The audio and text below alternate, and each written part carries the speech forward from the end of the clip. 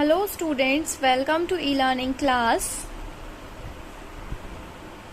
Today we will study moral origins of class 6th. We will continue our chapter number 1st. So, in our previous class we have studied chapter number 1st. Last class में हमने पढ़ा हुआ था कि जो वो 3 friends थे वो सोच रहे थे कि हम प्रीशियस स्टोन्स, रूबीज और डायमंड लेने के लिए जाएंगे जिससे कि हमें पैसों की जरूरत नहीं पड़ेगी। तो अब हम आगे स्टोरी को रीड करते हैं। The 3 friends road across a big river. जो 3 फ्रेंड्स थे वो एक बिग रिवर के अक्रॉस गए, उन्होंने उसको पार किया, फिर एक फॉरेस्ट को पार किया और फिर वो माउंटेन पर पहुंचे। जैसे ही वो वहां पे पहुंचे उन दोनों ने ऊपर छलांग लगाई, उन तीनों ने सॉरी, और वो बहुत ही लकी थे कि उन्हें वो प्रीशियस स्टोन्स वहां पर मिल गए। लेकिन जब वो वहां से लौटने लगे तो उन्हें दोबारा फॉरेस्ट से आना था, फॉरेस्ट से होकर आना था। और वहां पे क्या था, there will be the thieves in the forest. और जो वो फॉरेस्ट था वहां पे चोर रहते थे और वो उनके लिए मार भी सकते थे उन प्रीशियस जेम्स के लिए, तो इसलिए उन्हें बहुत ही ज्यादा केयरफुल रहना होगा।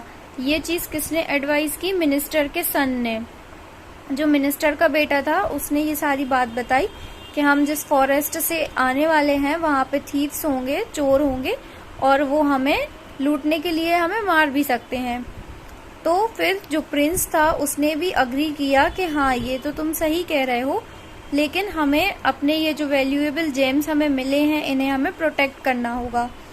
तो जो मिनिस्टर का बेटा था उसके पास एक आइडिया था। उसने बोला कि हम फॉरेस्ट में एंटर करने से पहले क्या करते हैं कि जो जेम्स है उनको खा लेते हैं, मतलब मुंह में रख लेते हैं। उसने ये सजेस्ट किया। तो क्या हुआ कि उन्होंने किया ऐसा ही, लेकिन जो 3 फ्रेंड्स ये सब कर रहे थे तो एक जो चोर था, मीन्स जो दूसरा एक चोर था, वो उनको देख रहा था डिस्टेंस से, दूर खड़े होके वो ये सब कुछ देख रहा था। और उसने ये डिसाइड किया कि मैं भी इनको फॉलो करता हूँ और फिर मौका देखकर इन तीनों को मार डालूंगा और फिर जो इनका स्टमक है, जो इनका पेट है, उसको चीर के वो सारे जेम्स बाहर निकाल लूंगा। तो फिर वो जो 3 फ्रेंड्स थे वो जैसे ही फॉरेस्ट में एंटर करने को हुए तो वो थीफ उनके पास गया और बोला कि दोस्तों ये फॉरेस्ट जो है वो बहुत घना है, ये जंगल बहुत घना है, मुझे बहुत डर लग रहा है, क्या मैं तुम्हारे साथ आ सकता हूँ? तो वो जो 3 फ्रेंड्स थे उनको कोई ऑब्जेक्शन नहीं था इस पर, उन्हें नहीं पता था कि ये एक थीफ है और उसका प्लान क्या है। तो वो अग्री कर जाते हैं उसके साथ, वो कहते हैं ठीक है तुम हमारे साथ आ सकते हो। और आते टाइम क्या था कि जो फॉरेस्ट था, मतलब जंगल के बीचों बीच एक छोटा सा गांव था। उस गांव के जो चीफ थे, जो गांव में मुखिया होते हैं, तो वो जो थे उनके पास एक पैरट था, एक तोता था जो कि बात करता था, वो बोल सकता था पैरट। तो उस पैरट ने क्या किया, उसने अपने मास्टर को बताया the travellers have precious James with them. उसने बताया कि ये जो ट्रेवलर्स हैं, ये जो यात्री हैं, इनके पास बहुत ही प्रीशियस, बहुत ही कीमती हीरे जवाहरात हैं। तो जो चीफ थे, जो मुखिया थे, वो जेम्स चाहते थे कि ये जेम्स मुझे मिल जाएं। तो उसने क्या किया कि इनको इम्प्रिजन कर लिया, कैद कर लिया, इन चारों को कैद कर लिया और वो जेम्स को ढूंढने लगे। लेकिन उनको बिल्कुल भी कहीं जेम्स नहीं मिले क्योंकि उन लोगों ने तो उनको खा लिया था, तो वो उनको कैसे मिलते?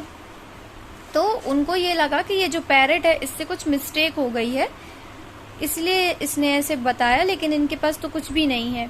तो फिर उन्होंने उनको रिलीज कर दिया कि ठीक है कोई बात नहीं, आपके पास नहीं है तो आप लोग जा सकते हो।